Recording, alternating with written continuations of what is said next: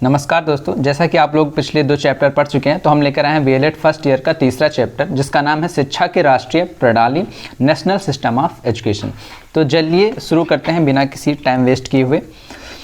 यह व्यवस्था भारत की शिक्षा व्यवस्था के ढांचे को दर्शाती है। संवैधानिक सिद्धांतों पर आधारित नई शिक्षा नीति निम्न प्रकार से है।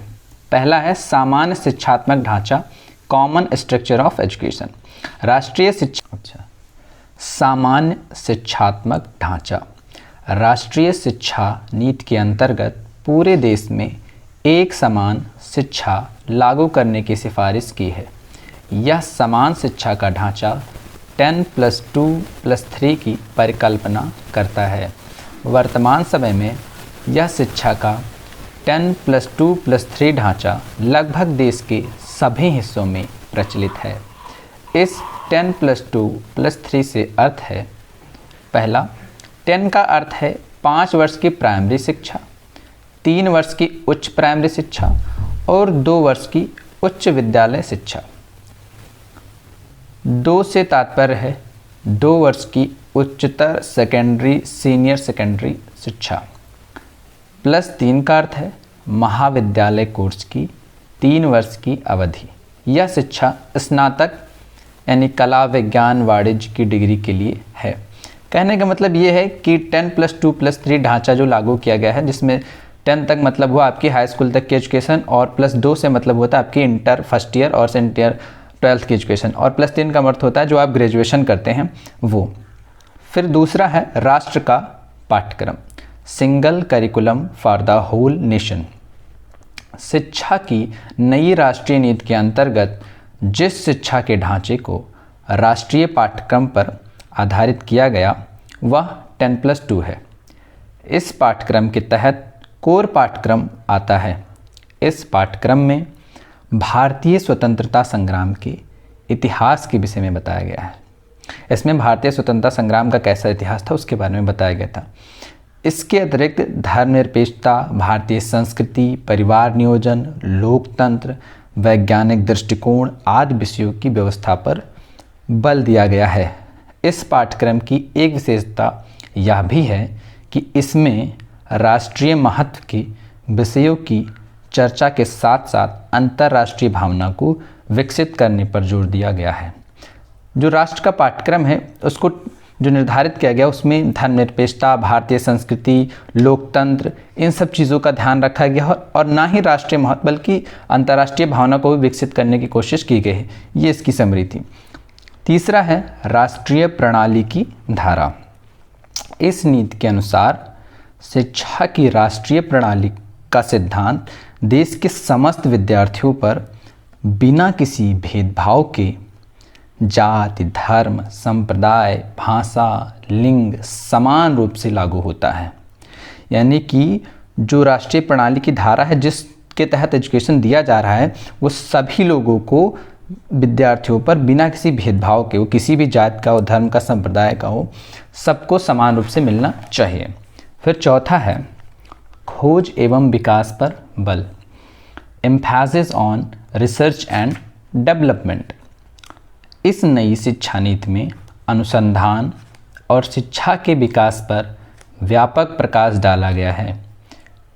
उसके अनुसार देश की विभिन्न संस्थाओं के साधनों को इकट्ठा करने के लिए और राष्ट्रीय महत्व की योजनाओं में उनकी भागीदारी आंकने के लिए खोज व विकास तथा विज्ञान एवं तकनीकी शिक्षा के क्षेत्रों में विशिष्ट साधन जुटाए जाने चाहिए ताकि इन संस्थाओं के कार्यक्रमों की नेटवर्क व्यवस्था स्थापित की जा सके। खोज एवं विकास पर बल, इस चौथे पॉइंट में ये बताया गया है कि जो आपका पाठ्यक्रम हो, जो आपकी शिक्षा प्रणाली हो, उसमें खोज एवं विकास से संबंधित एजुकेशन दी जानी चाहिए ताकि बच्चे खोज कर सकें। पांचवा है आजीवन शिक्षा, life long process of education. इस नई शिक्षा नीति के अनुसार किसी भी व्यक्ति की शिक्षा विद्यालय, महाविद्यालय या विश्वविद्यालय की डिग्री हासिल करते ही पूर्ण नहीं हो जाती है। अपितु शिक्षा तो आजीवन चलने वाली प्रक्रिया है जो मानव के साथ साथ चलती रहती है। इसीलिए सार्वजनिक साक्षरता एवं अपनी रुचि के अनुसार शिक्षा ग्रहण करने के लिए प्रत्येक व्यक्ति को अधिकार दिया जाना चाहिए।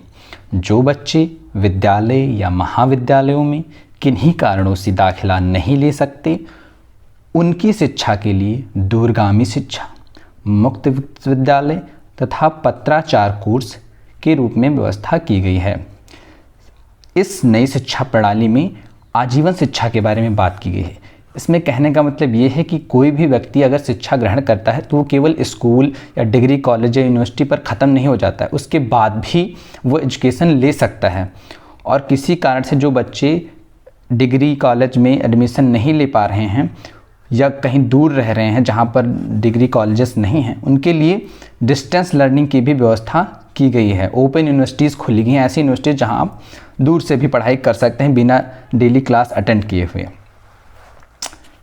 फिर है आपका 6वां पॉइंट, अन्य भाषाओं से संबंध। राष्ट्रीय एवं राज्य भाषा के साथ साथ दूसरी विदेशी भाषाओं का ज्ञान और इन भाषाओं का आपस में तालमेल भी इस शिक्षा नीति का एक अंग है। भाषाई ज्ञान को उन्नत करने के लिए बहुभाषी शब्दकोशों एवं पारिभाषिक शब्दकोशों के प्रकाशन का कार्य शुरू किया जाना चाहिए। इसमें शिक्षा नीति में ये भी कहा गया है कि नेशनल और राज्य भाषा के साथ साथ जो दूसरी भाषा जैसे कि इंग्लिश हुई, फ्रेंच हुई, रशियन भाषाएं हुई, विदेशी भाषाओं का ज्ञान भी सम्मिलित किया जाए ताकि लोगों को भाषाओं का ज्ञान हो, जिससे वो एक अच्छा संवाद स्थापित करें इस दुनिया के साथ। 7वां है सीखने का न्यूनतम स्तर। इस नई शिक्षा नीति ने लिखने के न्यूनतम स्तर की व्यवस्था प्रत्येक अवस्था में की है। इस बात का प्रबंध केवल इसलिए किया गया है कि प्रत्येक व्यक्ति विद्यार्थी अपनी सांस्कृतिक एवं सामाजिक भिन्नता के प्रति सजग रहे, साथ ही साथ राष्ट्रीय एकता की भावना को पूर्ण रूप से विकसित कर सके। इस शिक्षा नीति में ये बात कही गई है कि हर अवस्था में एक शिक्षा का एक न्यूनतम स्तर होना चाहिए, यानी कि हर विद्यार्थी को ये पता होना चाहिए कि वो अलग है, उसका स्तर अलग अलग हो सकता है। इस बात को उसे एक्सेप्ट करना चाहिए। 8वां पॉइंट है परीक्षा एवं मूल्यांकन। विद्यार्थी के सर्वांगीण विकास का इस नई शिक्षा नीति में विशेष ध्यान रखा गया है। उनकी शैक्षणिक उपलब्धियों के लिए परीक्षाओं का सफल प्रबंध करना चाहिए एवं उनके संपूर्ण व्यक्तित्व के मूल्यांकन का भी विशेष ध्यान रखना चाहिए। यानी कि इसमें परीक्षा की भी व्यवस्था की जानी चाहिए और उसका उचित मूल्यांकन हो, ताकि जो विद्यार्थी शिक्षा ग्रहण कर रहे हैं उसका परिणाम मिले उनको और उनका पुरस्कार उसको मिले। यानी कि उसकी प्रबंध करना चाहिए, परीक्षा का प्रबंध करना चाहिए और मूल्यांकन का प्रबंध करना चाहिए। 9वां पॉइंट है विज्ञान एवं गणित की शिक्षा पर बल। विद्यार्थियों में वैज्ञानिक दृष्टिकोण के विकास तथा अंतर्राष्ट्रीय स्तर की शिक्षा के लिए इस आयोग ने 10वीं कक्षा तक विज्ञान एवं गणित विषयों को अनिवार्य घोषित कर दिया एवं इसके पीछे आयोग का एक ही उद्देश्य था कि किस प्रकार से हम अपनी शिक्षा को उसके स्तर तक पहुंचाएं जहां विकसित देश अपने से पहले अपनी शिक्षा के स्तर को पहुंचा चुके हैं। यानी कि हमारे देश भी उस लेवल तक पहुंचने की कोशिश करें जिस लेवल तक जो विकसित देश पहुंच चुके हैं, क्योंकि वहां पे गणित और विज्ञान की शिक्षा पर विशेष बल दिया जाता है। तो ये चीज़ हमें ध्यान रखनी चाहिए। ऐसी चीज़ को अपने एजुकेशन में इंक्लूड करना है जिसमें गणित और विज्ञान की शिक्षा पर बल दिया जा गया हो। 10वां है राष्ट्रीय महत्व की संस्थाएं। इस नई शिक्षा नीति के अनुसार राष्ट्रीय शिक्षा नीति को कार्य रूप देने के लिए जिस संस्थाओं की आवश्यकता है वो निम्नलिखित है।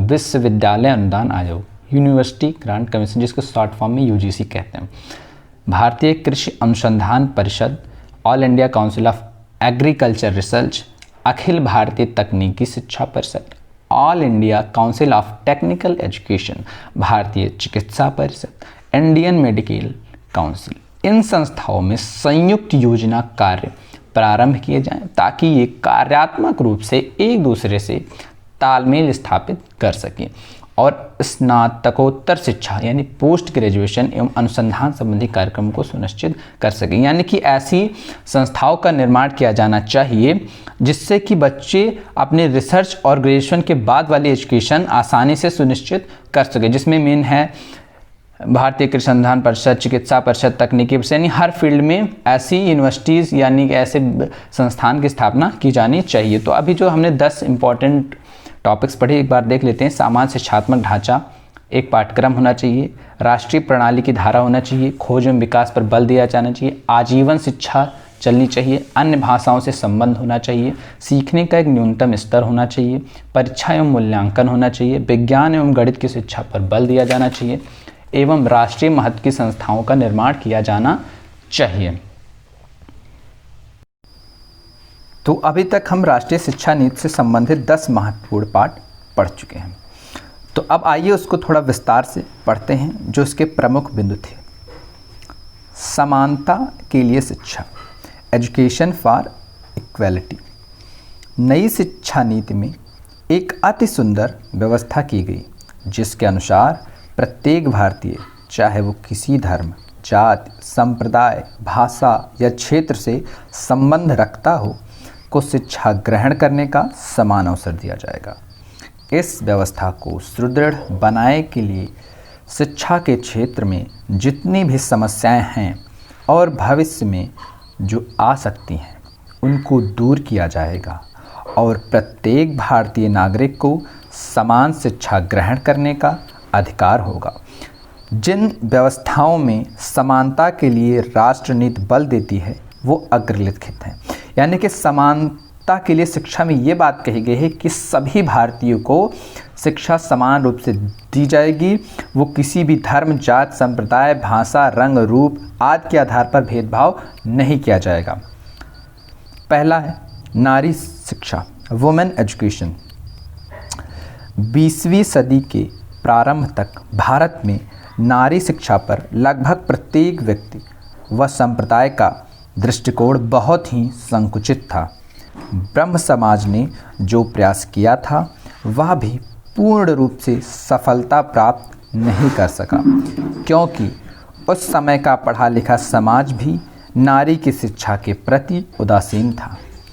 परंतु इस नई राष्ट्र शिक्षा नीति ने सदियों से चली आ रही इस सामाजिक बुराई को तोड़कर एक ऐसी व्यवस्था की कि प्रत्येक भारतीय के लिए यह आसान हो गया कि वह अपने संपूर्ण विकास के लिए शिक्षा ग्रहण कर सके।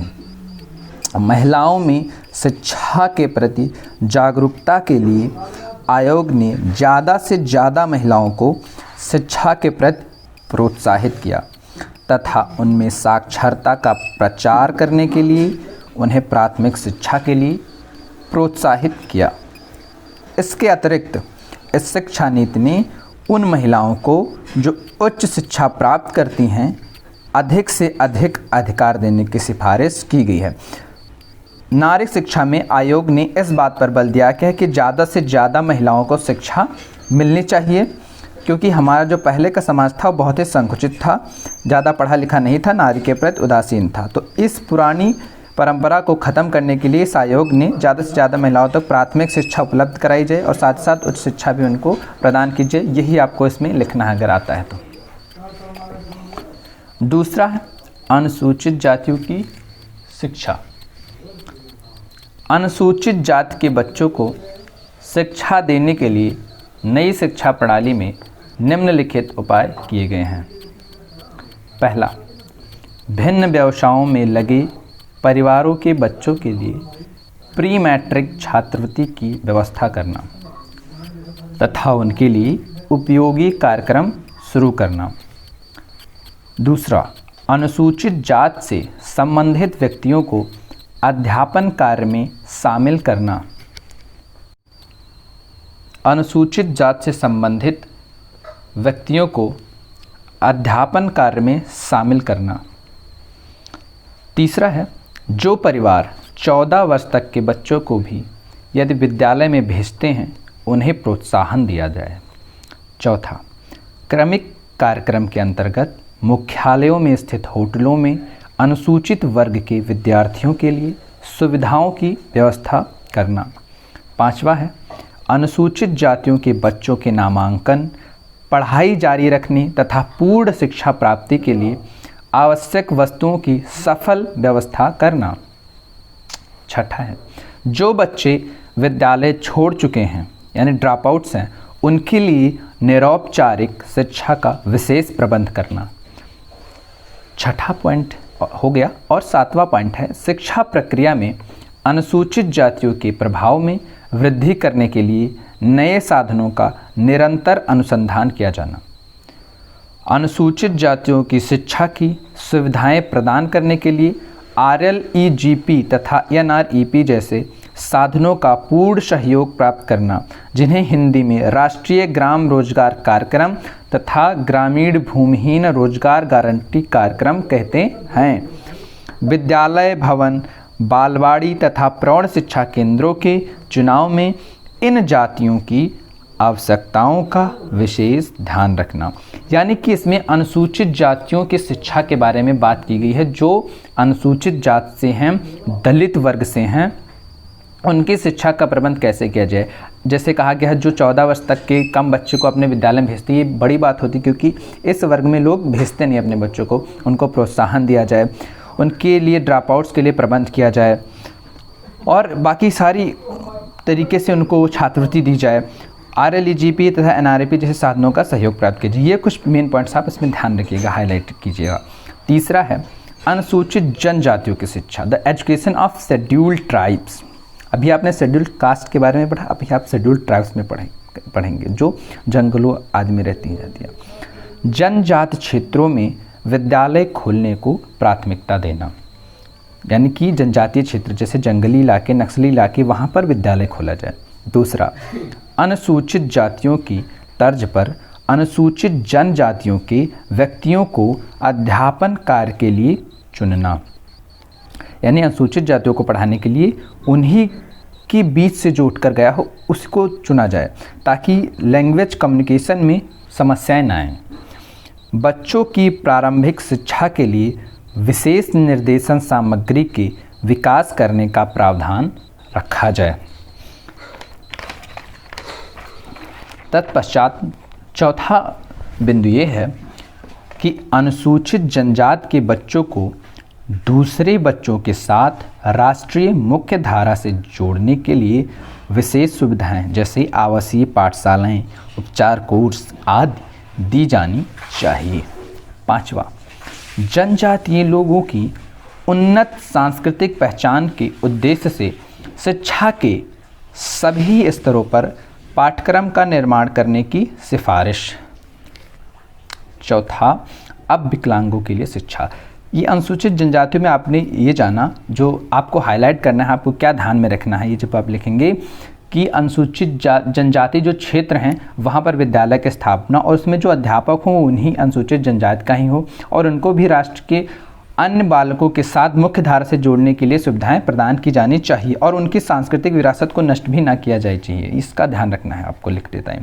चौथा, विकलांगों के लिए शिक्षा, एजुकेशन फॉर हैंडीकैप्ड। नई शिक्षा नीति में विकलांगों में आत्मविश्वास और आत्मसम्मान विकसित करने के लिए निम्नलिखित प्रावधान हैं। पहला, विकलांग विद्यार्थियों की शिक्षा के लिए स्वैच्छिक प्रयासों को प्रोत्साहित करने के संबंध में प्रयास। दूसरा, जिला स्तर पर ऐसे बच्चों के लिए विशेष विद्यालयों की सुविधाएं उपलब्ध कराना।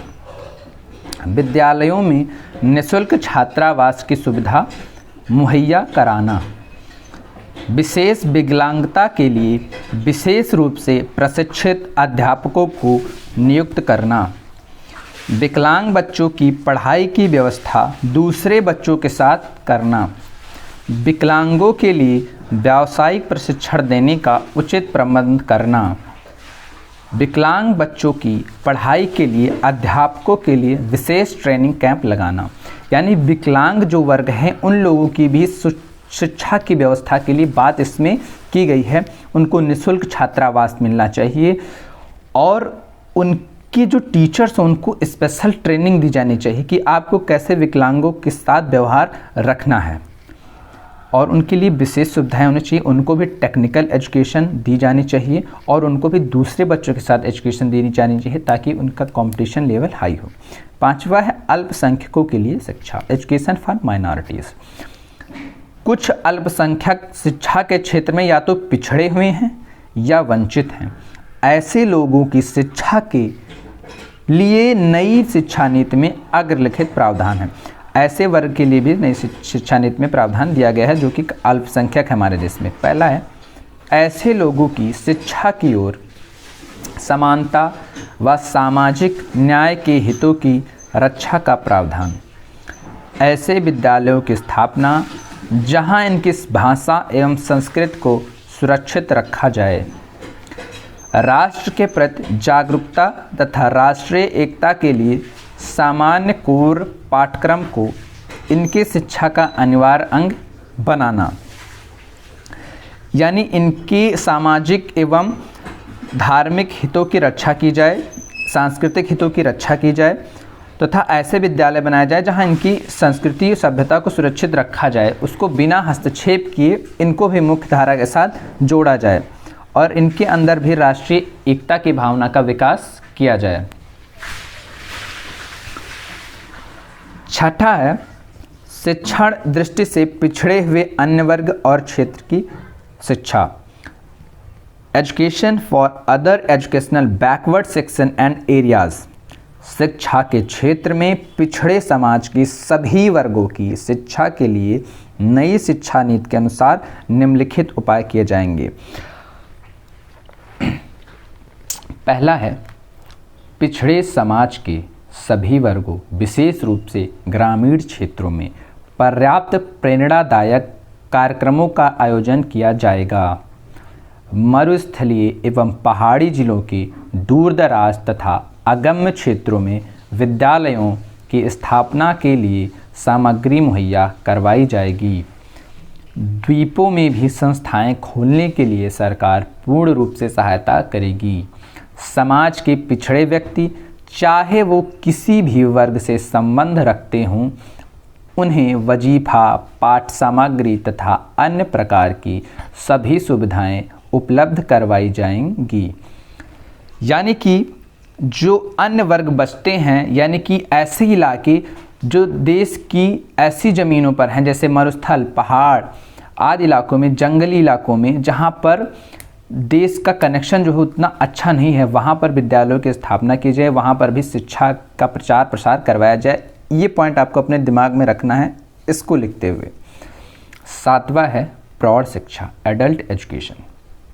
नई शिक्षा में प्रौढ़ों को शिक्षित करने के लिए निम्नलिखित उपाय किए गए हैं।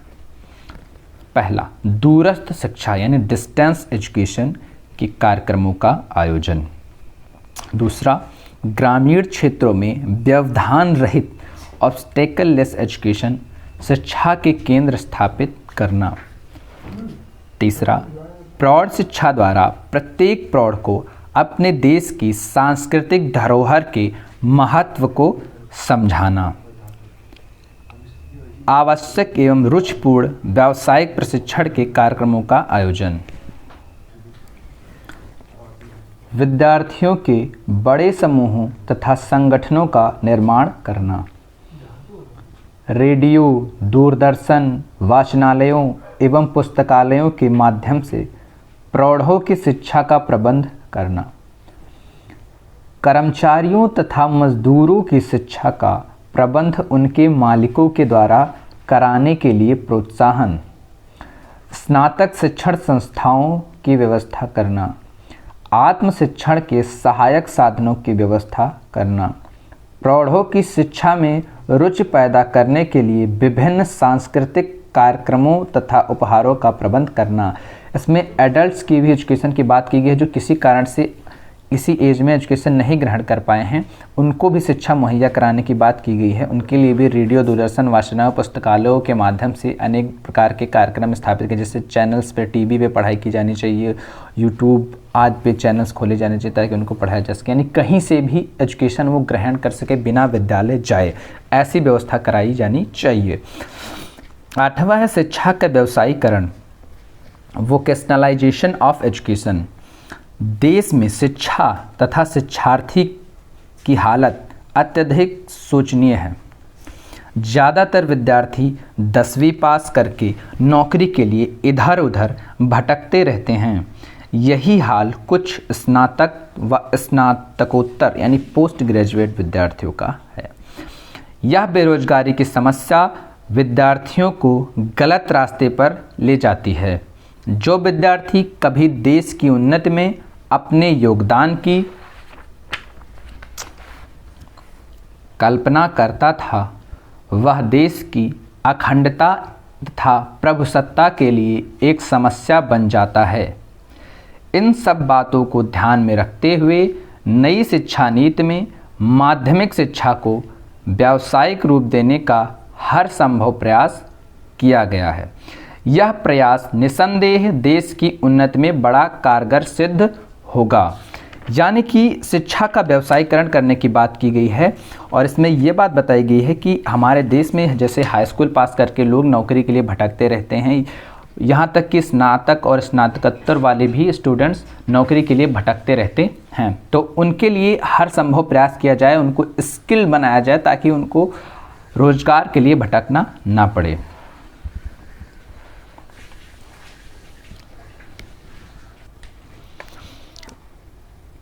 भारतीय शिक्षा प्रणाली जो केवल लिपिक तैयार कर सकती है, परंतु माध्यमिक एवं विश्वविद्यालय स्तर पर व्यावसायिक शिक्षा, कृषि एवं उद्योग को प्रगतिशील बना सकती है, क्योंकि व्यावसायिक शिक्षा अपने आपस में एक अलग धारा है जिसका उद्देश्य अनेक कार्य क्षेत्रों में फैले व्यवसायों के लिए विद्यार्थियों की ऐसी जमात तैयार करती है जो अपने देश की उन्नति में महत्वपूर्ण योगदान दे सके।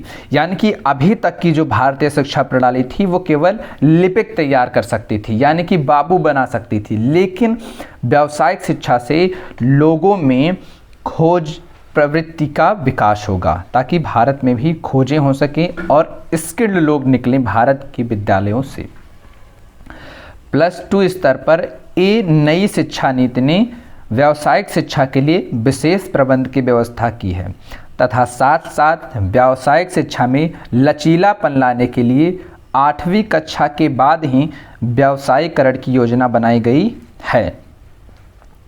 उस समय यह उम्मीद की गई थी कि सन 1990 तक उच्चतर माध्यमिक शिक्षा के 10% छात्रों और 1995 तक 25% छात्रों के लिए व्यावसायिक शिक्षा का प्रबंध कर दिया जाएगा।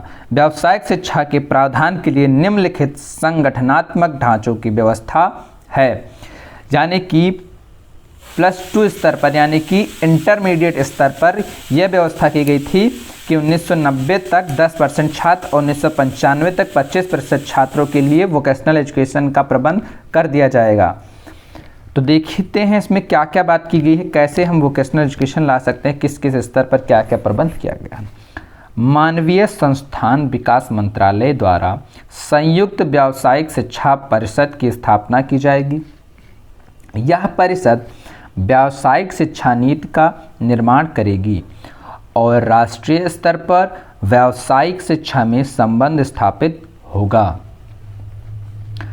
+2 के विद्यार्थियों के लिए व्यावसायिक शिक्षा के कार्यक्रम राज्यों के व्यावसायिक शिक्षा विभाग द्वारा प्रयोगात्मक स्तर पर संचालित किए जाएंगे। राजकीय व्यावसायिक शिक्षा निदेशालय द्वारा जिला स्तर पर स्थापना की जाएगी। राज्य शिक्षा अनुसंधान एवं प्रशिक्षण परिषदों तथा व्यावसायिक शिक्षा संस्थान द्वारा +10+ स्तर के विद्यार्थियों के लिए व्यावसायिक शिक्षा के कार्यक्रम निर्धारित किए जाएंगे। ऐसे कार्यक्रमों के निर्धारण में NCERT द्वारा मार्गदर्शन किया जाएगा। ब्रिज कोर्सों तथा ट्रांसफ़र कोर्सों की व्यवस्था NCERT, SCEERT, RCEE तथा सीवेज तथा ऐसी ही अन्य संस्थाएं उन मार्गदर्शक सुझावों को ध्यान में रखते हुए करेंगी जो junior council of vocational education JCVE की तरफ से सुझाए जाएंगे। यानी कि इसमें इंटरमीडिएट स्तर पर व्यावसायिक शिक्षा के कार्यक्रम हर राज्य में चलाए जाएं और उसका प्रयोगात्मक स्तर पर चलाया जाए, ना कि केवल थ्योरेटिकल चलाया जाए।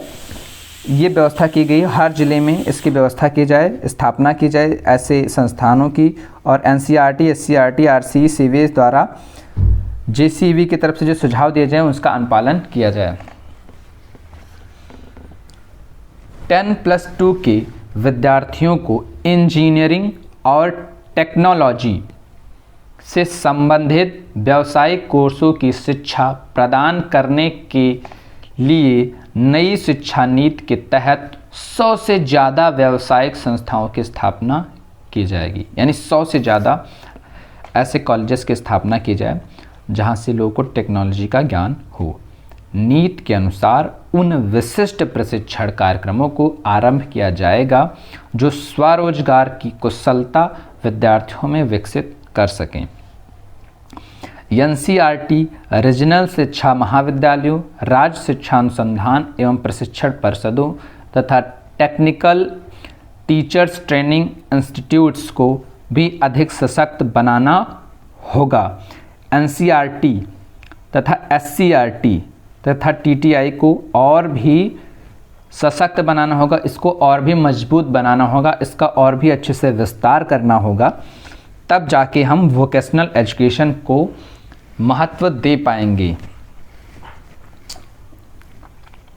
नवा है तो अभी हमने जो पढ़ा वोकेशनल एजुकेशन का, यानी कि शिक्षा का व्यवसायीकरण कैसे किया जाए, कैसे भारत में स्किल्ड लोगों को प्रोड्यूस किया जाए, इसकी बात की गई। इसके लिए 10+2 स्तर पर इंजीनियरिंग और टेक्नोलॉजी से संबंधित कोर्सों की शिक्षा व्यवस्था की जाए, जिसके तहत 100 से ज़्यादा विश्वविद्यालय की स्थापना की जाए। हर राज्य में राजकीय व्यावसायिक शिक्षा निदेशालय की स्थापना की जाए और NCERT, SCERT तथा सीवेज के सुझावों का अनुपालन करते हुए जूनियर काउंसिल ऑफ एजुकेशन की तरफ से जो सुझाव दिए गए उसका भी पालन किया जाए। ये 3-4 पॉइंट आप अपने दिमाग में रखेंगे। नवा है तकनीकी एवं प्रबंधकीय शिक्षा, टेक्निकल एंड मैनेजमेंट एजुकेशन। तकनीकी एवं प्रबंधकीय शिक्षा के परस्पर सहसंबंध और दूसरे पर निर्भरता के संबंधों को देखते हुए यह अनुभव किया गया कि तकनीकी एवं शिक्षा प्रबंध का पुनर्निर्माण करना आवश्यक है। असंगठित ग्रामीण क्षेत्रों और जब तक सेवाओं के ढांचे में भी विशेष रूप से सुधार की गई टेक्नोलॉजी और तकनीकी तथा प्रबंधकीय शक्ति की भी अत्यधिक आवश्यकता है। सरकार द्वारा इस ओर विशेष ध्यान दिया जाएगा। मानव शक्ति सूचना की स्थिति में सुधार लाने के लिए तकनीकी जनशक्ति सूचना प्रणाली को और अधिक विकसित एवं सशक्त किया जाएगा। आधुनिक युग, जिसे कंप्यूटर युग भी कहा जाता है, में शिक्षा के क्षेत्र में कंप्यूटर की भूमिका बहुत महत्वपूर्ण हो गई। इन सब बातों को ध्यान में रखते हुए विद्यालय स्तर पर शुरू से ही बड़े पैमाने पर कंप्यूटर शिक्षा की व्यवस्था की जानी चाहिए। दूरस्थ शिक्षण प्रक्रिया में शामिल जन माध्यम का प्रयोग करके अधिक से अधिक लोगों को तकनीकी एवं प्रबंधात्मक शिक्षा के योग्य बनाया जाएगा। तकनीकी एवं प्रबंधात्मक कार्यक्रम मान्यताओं पर आधारित एक लचीले मापांक ढांचे के आरूप होंगे, जिसमें बहुस्थलीय प्रवेश के प्रावधान होंगे। उसके अतिरिक्त स्त्रियों के हितों के लिए, आर्थिक व सामाजिक दृष्टि से कमजोर वर्गों के लिए कारगर व औपचारिक व निरौपचारिक तकनीकी शिक्षा से संबंधित कार्यक्रमों का आयोजन किया जाएगा। साथ ही साथ शारीरिक रूप से विकलांग व्यक्तियों के लिए उपयुक्त औपचारिक व अंश औपचारिक तकनीकी शिक्षा संबंधी कार्यक्रम भी तैयार किए जाएंगे। जितने भी उच्चतर तकनीकी संस्थान हैं उनके माध्यम से अनुसंधान कार्यों का शुभारंभ किया जाएगा जो जनशक्ति उत्पादन में सहायक होंगे। इस पूरे पैराग्राफ में हमने ये जाना कि कैसे टेक्निकल एजुकेशन दी जाए, यानी कि ये कंप्यूटर का युग है तो लोगों में कंप्यूटर से संबंधित जानकारी दी जानी चाहिए, क्योंकि ये जानकारी शिक्षा के क्षेत्र में कंप्यूटर की भूमिका को देखते हुए बहुत महत्वपूर्ण हो गई है। दूरस्थ शिक्षा कार्यक्रम में मास मीडिया का प्रयोग किया जाए ताकि ज़्यादा से ज़्यादा लोग तक, देश के कोने से कोने तक टेक्निकल एजुकेशन पहुंच सके। स्त्रियों के हितों के लिए भी और आर्थिक व सामाजिक दृष्टि से कमज़ोर वर्गों के लिए भी टेक्निकल एजुकेशन की व्यवस्था की जानी चाहिए। 10वां है पद्धति को कार्यशील बनाना, मेकिंग द सिस्टम वर्क। नई शिक्षा नीति पद्धति को कार्यशील और अधिक व्यवहारिक इसलिए बनाना चाहती है ताकि देश के संपूर्ण व्यक्तियों को शिक्षा के मुख्यधारा से जोड़कर उनका सर्वांगीण विकास किया जा सके। इसलिए कार्यशील बनाना चाहती है ताकि जो व्यक्ति को शिक्षा से वंचित रखा गया है उनको भी मुख्यधारा से जोड़ दिया जाए और उनको भी शिक्षा प्राप्त हो। इस उद्देश्य की पूर्ति करने मात्र से ही अध्यापक तथा विद्यार्थी अपने अपने क्षेत्र में स्वतः ही निष्ठापूर्वक लग जाएंगे। जैसे ही लोग मुख्यधारा से जुड़ जाते हैं तो इसकी उद्देश्य की पूर्ति जैसे होगी तो सारे अध्यापक विद्यार्थी अपने आप निष्ठा से, मन से, तन मन धन से अपना कार्य करने लगेंगे। उनकी शिक्षा के प्रति रुचित स्वतः ही विकसित हो जाएगी।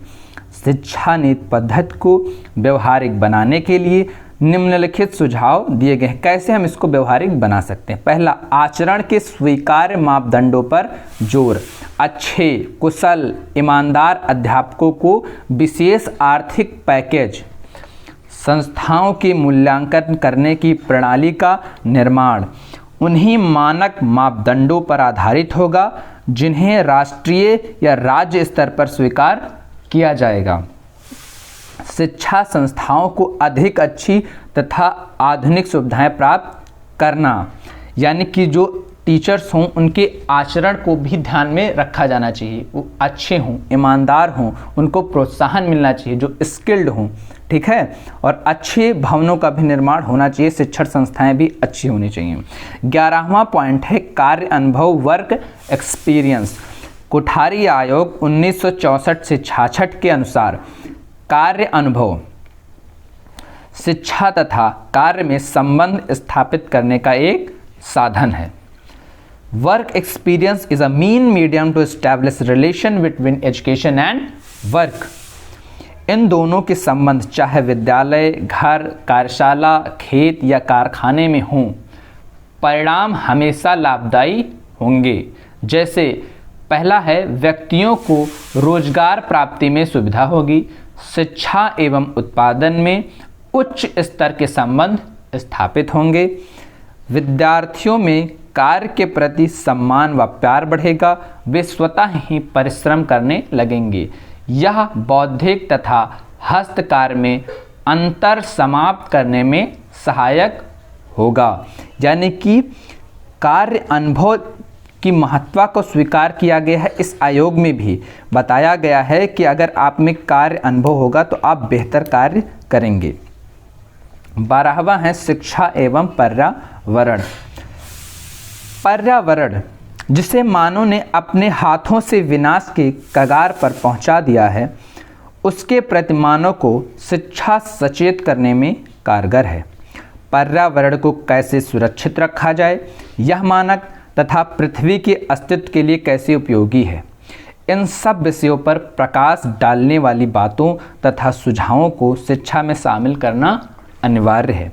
इसके अतिरिक्त इस शिक्षा को प्रत्येक स्तर पर लागू करना चाहिए। मानव ने अपने पर्यावरण को बहुत क्षति पहुंचाई है, तो अब यह समय आ गया है इसके प्रति सचेत होने का और अपने पाठ्यक्रम में शुरुआत से ही इस बात को सिखाया जाना चाहिए कि पर्यावरण हमारे लिए कितना महत्वपूर्ण है। 13वां बिंदु है शिक्षा सामग्री तथा प्रक्रिया का नवीनीकरण। शिक्षा सामग्री तथा प्रक्रिया के नवीनीकरण के लिए नई शिक्षा नीति के अनुसार निम्नलिखित बातों पर ध्यान देना अति आवश्यक है। पाठ्यक्रम में कार्य अनुभव को विशेष स्थान, शिक्षा में संस्कृति का पुट, मूल्य शिक्षा, परीक्षा एवं मूल्यांकन प्रक्रिया सुधार, खेल तथा शारीरिक शिक्षा, भाषाओं का विकास, विज्ञान की शिक्षा पर जोर, बढ़िया पुस्तकों का प्रबंध, पाठन संबंधी सामग्री का विकास, गणित शिक्षा की आधुनिक तकनीकी पद्धतियों से संबंध स्थापित करना, पुस्तकालयों एवं वाचनालयों का सुधार, शिक्षा के लिए उपयुक्त वातावरण तैयार करना, नैतिक शिक्षा, शिक्षा टेक्नोलॉजी यानी एजुकेशनल टेक्नोलॉजी पर जोर। यानी कि शिक्षा सामग्री में क्या क्या नवीनीकरण लाया जा सकता है, जैसे कि कार्य अनुभव को विशेष स्थान देना चाहिए, खेल तथा शारीरिक शिक्षा को सम्मिलित करना चाहिए, हर प्रकार की भाषाओं का विकास होना चाहिए, विज्ञान की शिक्षा पर जोर करना चाहिए, गणित की शिक्षा को टेक्निकल एजुकेशन से जोड़कर पढ़ाना चाहिए, और पुस्तकालय होने चाहिए, वाचनालय होने चाहिए, मोरल एजुकेशन भी दिया जाना चाहिए। कुल मिलाकर ये सारे बहुत ही साधारण से बिंदु हैं जो आपने दिमाग में रख सकते हैं। 14वां बिंदु है नवोदय विद्यालय, पेस सेटिंग विद्यालय यानी Navodaya Vidyalaya pace setting schools के बारे में। शिक्षा के वास्तविक उद्देश्यों की पूर्ति के लिए यह अनिवार्य है कि विशिष्ट प्रतिभा संपन्न विद्यार्थियों को तेजी से विकास करने का अवसर प्रदान किया जाए। ज़्यादातर यह देखा गया है कि प्रतिभाशाली विद्यार्थियों के लिए शहरों तथा महानगरों में पब्लिक विद्यालय, मॉडल विद्यालय की सुविधाएं प्राप्त होती हैं, जो इन बच्चों के सर्वांगीण विकास का संपूर्ण ध्यान रखती हैं। जहां शहरों में इन महंगे विद्यालयों की व्यवस्था है, वहीं गांवों के निर्धन परंतु प्रतिभाशाली बच्चों को गुणात्मक शिक्षा प्रदान करने के लिए इस नई शिक्षा नीति के तहत नवोदय विद्यालय स्थापित करने की विश्वव्यापक योजना बनाई गई तथा यह भी सुनिश्चित किया गया कि इन विद्यालयों में दाखिला केवल प्रतिभा के बल पर दिया जाएगा, न कि जाति, धर्म, संप्रदाय आदि के आधार पर।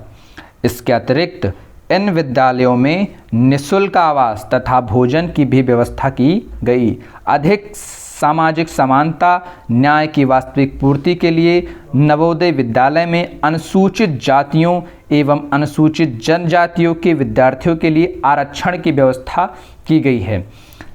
नवोदय विद्यालय यानी पेस सेटिंग विद्यालय कैसे विद्यालय होते हैं, जैसा कि शहरों में बहुत सारी सुविधाएं हैं, पब्लिक महाविद्यालय हैं, मॉडल महाविद्यालय हैं, जहां बच्चों के सर्वांगीण विकास का ध्यान रखते हुए हर प्रकार से एजुकेशन, अच्छी एजुकेशन, एक क्वालिटी एजुकेशन मिलती है।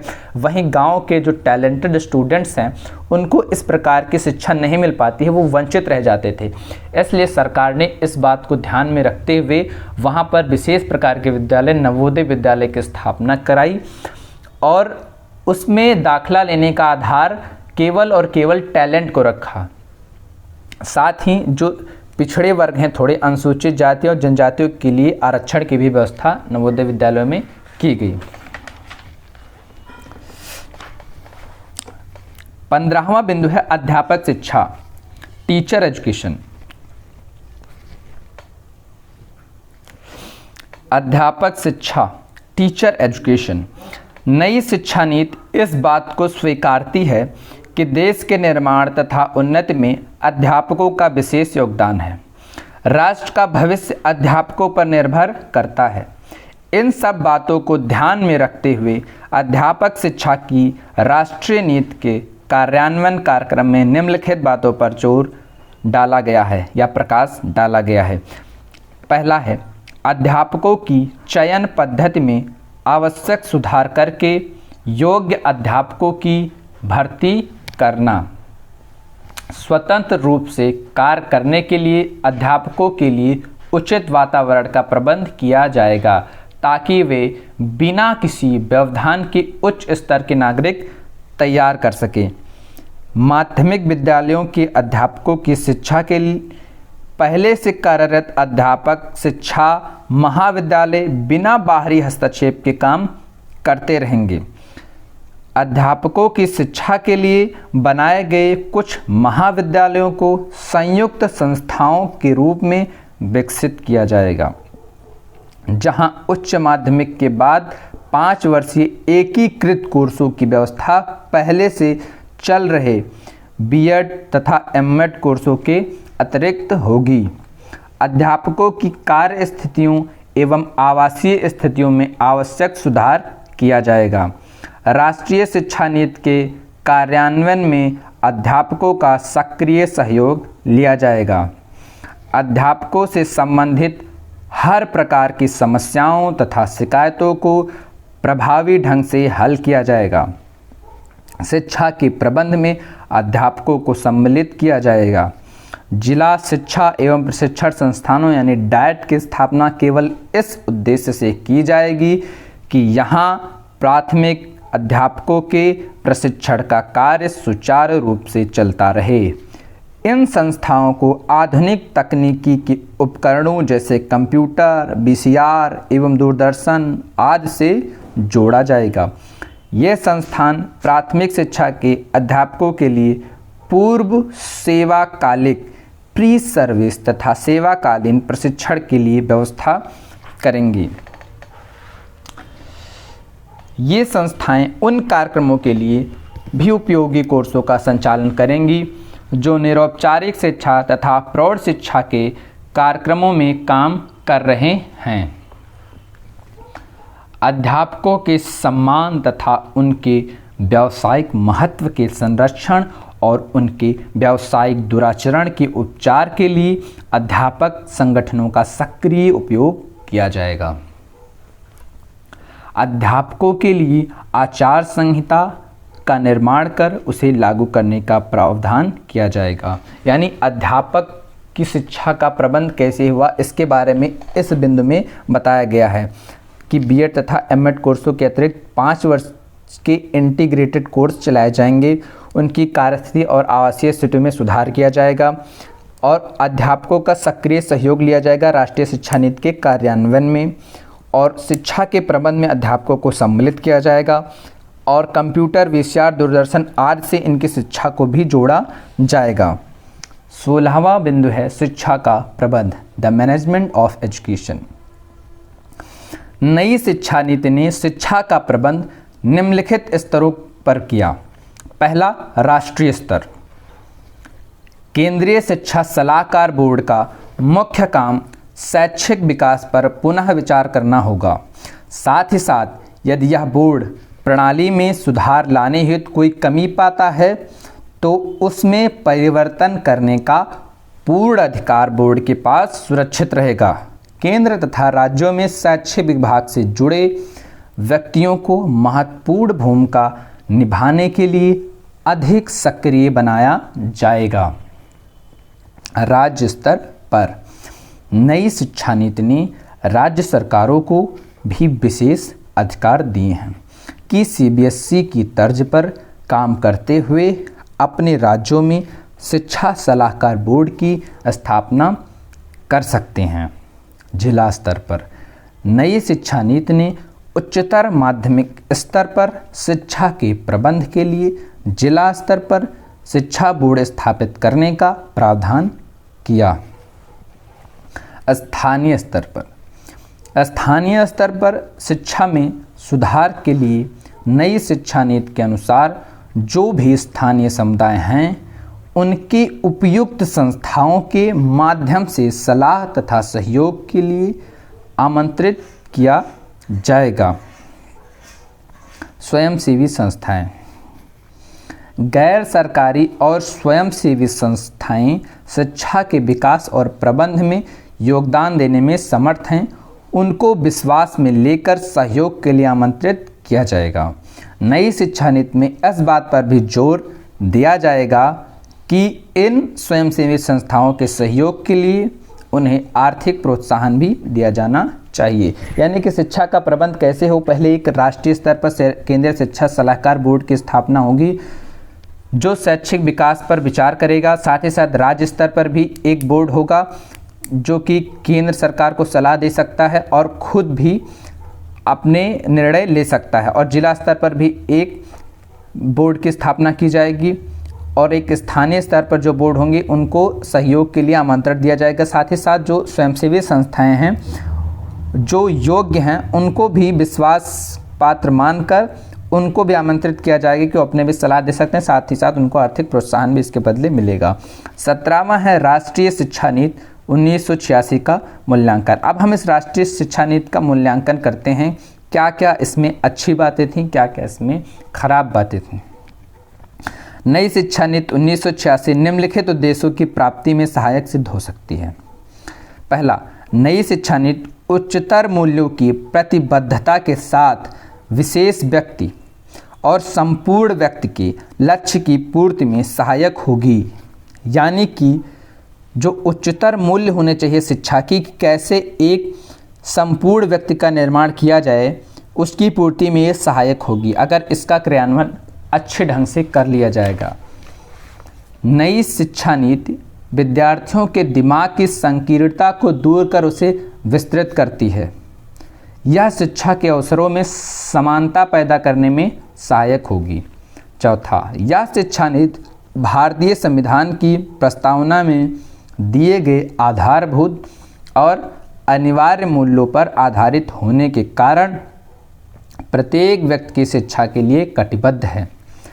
शिक्षा के निरीक्षण का विकेंद्रीकरण स्थानीय प्रेरणाओं को अधिक प्रोत्साहन देने में सहायक है। यह शिक्षा नीति विद्यार्थियों को स्वयं एवं व्यवसाय चलाने में अत्यधिक सहायक है। तो इसका मूल्यांकन हम इस प्रकार कर सकते हैं कि एक टोटल मैन बनाने के लिए ये सहायक साबित होगी। विद्यार्थियों के दिमाग में जो छोटी सोच थी उसको दूर करेगी और शिक्षा के लिए समान अवसर देगी, बिना किसी भेदभाव के शिक्षा मिलेगी। और ये भारत की संवैधानिक पर आधारित ये शिक्षा है जिसके कारण इसमें देश की एकता को बल मिलेगा, उसकी भावना को विकसित करने के लिए ज़्यादा अवसर मिलेंगे। और इसमें शिक्षा के निरीक्षण का जो है विकेंद्रीकरण किया गया है, यानी कि केवल केंद्र ही जिम्मेदार नहीं होगा, यानी कि केवल केंद्र के पास अधिकार नहीं होगा बल्कि संपूर्ण राज्य के पास अधिकार होगा और स्थानीय संस्थाओं को भी प्रोत्साहन मिलेगा। यह शिक्षा नीति विद्यार्थियों को स्वयं का व्यवसाय चलाने में अत्यधिक सहायक है क्योंकि इसमें वोकेशनल एजुकेशन और टेक्निकल एजुकेशन यानी कि ऐसे बच्चे तैयार करने पर यह शिक्षा बल देती है जिसके अंदर स्किल हो, जिसके अंदर हुनर हो।